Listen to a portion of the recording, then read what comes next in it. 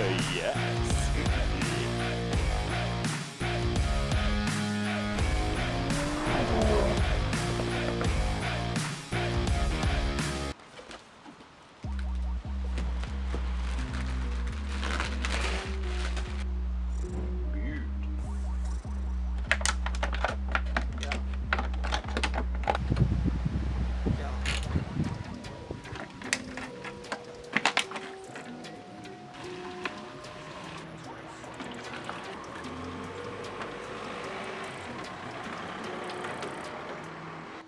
I live right across from the chicken spot. Call me when you're outside. I can meet you in the car.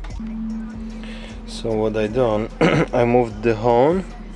There's the horn ground, the power. I bolted it to the OBD factory location, so it's still gonna be facing forward.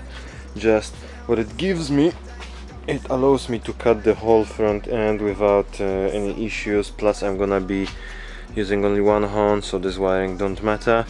And I will still have to remove power steering.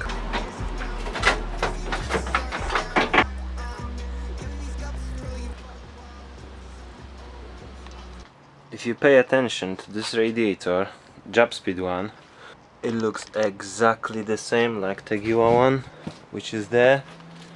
The only difference is different bolt-on metal plate, shape, welds, quality, everything is exactly same.